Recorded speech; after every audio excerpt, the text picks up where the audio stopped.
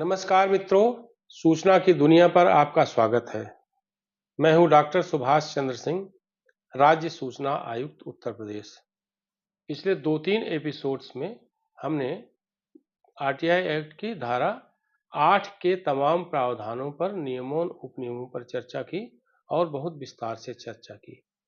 इस एपिसोड में हम लोग विशेष रूप से धारा 9 के बारे में चर्चा करेंगे और जैसा कि मैंने पहले आपको बताया, आज भी देवेश त्रिपाठी जी हमारे साथ हैं इस प्रावधान पर चर्चा करने के लिए। तो देवेश जी, इस एपिसोड में हम लोग धारा 9 पर विस्तार से चर्चा करें। बिल्कुल सर। सबसे पहले आप सभी को नमस्कार। हम लोगों ने सेक्शन 8 की बात करी और चूंकि सेक्शन 8 के कुछ शब्द हम इस पे कहना चाहेंगे सर। सेक्शन 8 वास्तव में जिस तरह रिजेक्शन का अधिकार देता है, वास्तव में सेक्शन 8 पे अधिकतर मौलिक अधिकारों से संबंधित रिजेक्शन के अधिकार दिए गए या देश की संप्रभुता अखंडता के संबंध में था। लेकिन सेक्शन 9 भी रिजेक्शन का अधिकार देता है। यह जैसे दो चीज है इसमें, कॉपीराइट हो गई पेटेंट के संबंध में कि यह रिजेक्शन कोई भी जन सूचना अधिकारी इसको कैसे रिजेक्ट करेगा, उसके संबंध में सेक्शन 9 हमें अधिकार देता है। वैसे प्रतिलिप्याधिकार शब्द आता है, हिंदी में इसको कहते हैं और इसको कॉपीराइट कहते हैं। सेक्शन सबसे छोटा अगर एक्ट की हम बात करें सर, अगर देखें तो सबसे छोटा है, लेकिन इसका अगर हम विस्तृत रूप देखें, दो शब्द इसमें आया जिसे सभी को जानना आवश्यक है। एक स्टेट शब्द आया है इस सेक्शन में, एक ये कहा गया, वैसे लिखा गया है without prejudice to the provision of section 8 A central public information commission और a state public information commission आज में भी जैसा केस हो, वह ऐसे केस को रिजेक्ट कर सकता है जहां स्टेट से अदर देन प्रकरण ना हो। इसमें दो चीजों पर हमें जानना है कि स्टेट का तात्पर्य यहाँ क्या है और कॉपीराइट जो हमारा होता है, प्रतिलिप्याधिकार हमारा जो है, इसके संबंध में।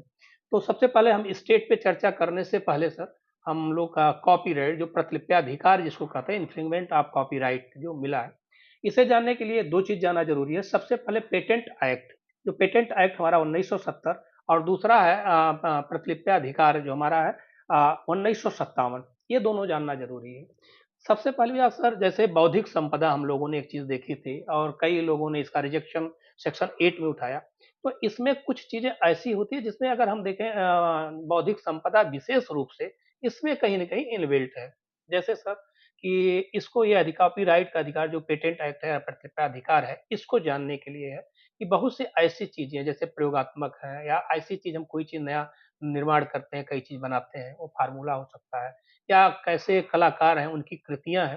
तो ऐसे लोग अपने बौद्धिक संपदा के रूप में इसे कलेक्ट करते हैं और इस चीजों को वो संरक्षित करते हैं। तो ऐसी ऐसी चीजों के संबंध में ही उनको एक अधिकार दिया गया कि जो सृजन किए हैं या ऐसी चीजें जो वह नया कहीं से और उसके बदले वो पैसा या कुछ बेच के, ऐसी चीजें हैं, इसको एक अधिकार दिया गया, प्रतिलिप्याधिकार, एक अधिनियम ही बनाया गया। तो सबसे पहले हम कहेंगे पेटेंट कानून। पेटेंट कानून वैसे सर इंटरनेशनल है और इसमें कोई भी एक संस्था, व्यक्ति जो भी चीज पेटेंट कराना चाहे, इसके लिए एक कानून बनाया गया और उन्हें संरक्षित करने का प्रावधान है। और इसमें एक एक्ट में एक प्रावधान दिया गया कि जहां ये संरक्षित होगी, वह भी 12 माह तक जो इनके हैं, वह स्वयं नहीं देख सकते कि जहाँ पेटेंट अधिकारी जो है, वो उसको स्वयं 12 माह तक नहीं देख सकता।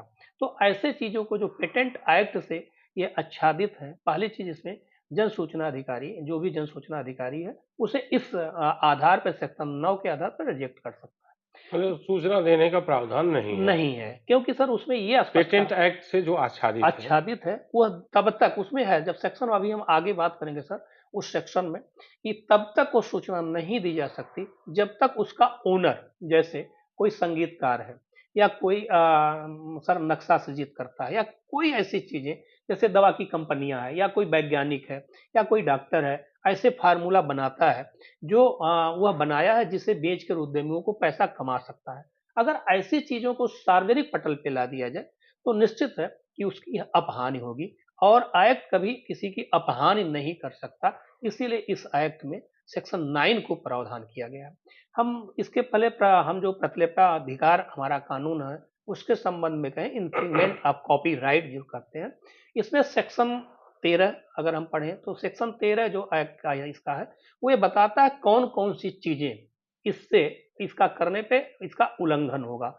वही सेक्शन 14 में जाए, 12, 13, 14 उसमें जाए तो ये बताता है कौन सी चीजें ऐसी हैं जो इसमें नहीं आ सकती। अब दोनों चीजें सर आप मतलब धारा 9 के सेक्शन 12, 13 नहीं, और अभी हम सेक्शन 9 की बात अच्छा, अभी एक्ट की बात नहीं कर रहे हैं। ठीक। अभी हम प्रतिलिप्याधिकार जो हमारा अधिकार हुँ, है, जैसे कॉपीराइट का जो मेरा अधिकार है, उसके संबंध में। अब हुँ, जैसे सर एक शब्द हमने कही कि सूचना का अधिकार, ये तो 5 लाइन में पूरा एक्ट सेक्शन इसको लिखा गया। लेकिन जब इसको हम जानना चाहेंगे, इसकी जब हम व्याख्या करेंगे और जो व्याख्या आई, तो बहुत बृहद व्याख्या है। जैसे स्टेट शब्द की व्याख्या हमने कही, जैसे प्रतिलिप्याधिकार कानून, जैसे हमने कॉपीराइट की बात करी, हमने पेटेंट एक्ट की बात करी, तो इसको हमें पढ़ना ज़रूरी होगा, तब हम रिजेक्शन कोई भी सेक्शन 9 में किसी आवेदन को रिजेक्ट कर सकते हैं, या आवेदक उन सूचनाओं को माँगने से बच सकता है। जैसे कहा गया कि कोई भी कलाकार है, कोई कलाकार कोई कृत बनाता है, कोई गायक है, कोई म्यूजिशियन है, या कोई ऐसा वैज्ञानिक है, कोई फ़ॉर्मूला बनाता है, जिससे के बदले वो कुछ पैसे कमा सकता हो या उसे ऊँचे दामों पे बेच सकता हो। तो यह अधिकार संरक्षित किया गया है हमारे जो कॉपीराइट एक्ट है, सेक्शन 51 और 52 उसका एक्ट, यह जो सर हमारा कॉपीराइट एक्ट है, इसका 51 और 52 ये दोनों पढ़ना आवश्यक है। 51 ये अधिकार देता है कि किसको हम अगर बिना उसके अनुमति के जो ओनर है, अगर हम उसको सार्वजनिक करते हैं, तो उस पे दंडात्मक कार्रवाई होगी। और वहीं सेक्शन 52 जो ये कहता है कि कौन सी ऐसी चीज़ें व्यक्तिगत होने के बाद भी हम सार्वजनिक होने से नहीं रोक सकते। तो सबसे इम्पोर्टेंट ये है कि सेक्शन 9 के लिए हमारा जो कॉपीराइट हमारा जो एक्ट है, अब उसको हम पढ़ें, और उसके लिए सेक्शन 12, 13, 14 और विशेषकर 51 और 52। इसके लिए सर हम दूसरा शब्द कहते हैं कि स्टेट शब्द। स्टेट शब्द, जैसे हम इसको स्टेट शब्द का यहाँ उपयोग इसलिए करना आवश्यक है कि जैसे एक व्यक्ति, एक कोई इंजीनियर एक नक्शा बनाता है, और वह नक्शा बना के वह कहीं सरकार के पास रखता है, तो इसका तात्पर्य ये नहीं है, या पेटेंट कराता है कि वह आरटीआई के माध्यम से वह सार्वजनिक पटल पे आवे, जिससे उसकी अपहानि हो। लेकिन यही वही शब्द जोड़ा गया, स्टेट शब्द। स्टेट शब्द का तात्पर्य है कि जो स्टेट की आर्टिकल, अब हमें संविधान का अनुच्छेद 12 देखना होगा। जो हमारा अनुच्छेद 12 है, वह स्टेट शब्द की व्याख्या करता है।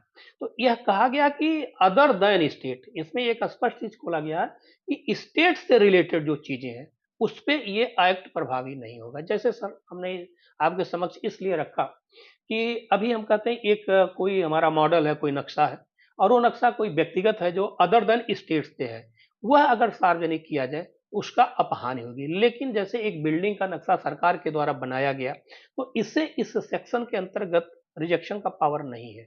इसमें इसीलिए स्पष्ट लिखा गया है कि in a person other than the state, उस पर्सन जो स्टेट से अलग हो। अब स्टेट की व्याख्या कहा गया, स्टेट की व्याख्या होगी भारत सरकार, संसद, स्टेट मतलब राज्य सरकारें या विधानमंडल, या इसके साथ साथ वह कुछ निजी संस्थाएं जो सरकार से उसके वित्तीय सहायता प्राप्त करती हों या उससे संचालित होती हों, और ऐसी कई निजी संस्थाएं हैं जो स्टेट से बिलोंग करती हों। स्टेट के संबंध में माननीय सर्वोच्च न्यायालय ने भी कई ऐसे आदेश पारित किए हैं। तो अगर अदर देन स्टेट है, तभी इसका रिजेक्शन सेक्शन 9 के अंतर्गत किया जा सकता है। अब हम दूसरी बात कहें कि जैसे इस बिल्डिंग का नक्शा है, ये सरकार के द्वारा सरकार की संपत्ति है, और ये लोक प्राधिकारी के समक्ष यह उपलब्ध है। इसे आप सेक्शन 9 का आलंबन लेके रिजेक्ट नहीं कर सकते। लेकिन वहीं एक व्यक्ति, जैसे सर कई बार ऐसी चीजें आती हैं और जो देखा गया है कि कोई नक्शा अपना बनाया है, पेटेंट कराया है, और उसे ऊंचे दामों पे बेच सकता है। जैसे दवाएं, हम एक छोटी सी एक उदाहरण ले, अभी कोविड हमारा आया।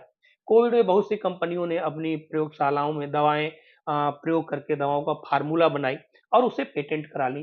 तो ऐसी चीजों पर ही सेक्शन 9 ये अधिकार देता है कि सेक्शन 9 के अंतर्गत उनके अधिकारी को संरक्षित करते हुए उस आवेदन को रिजेक्ट किया जाए।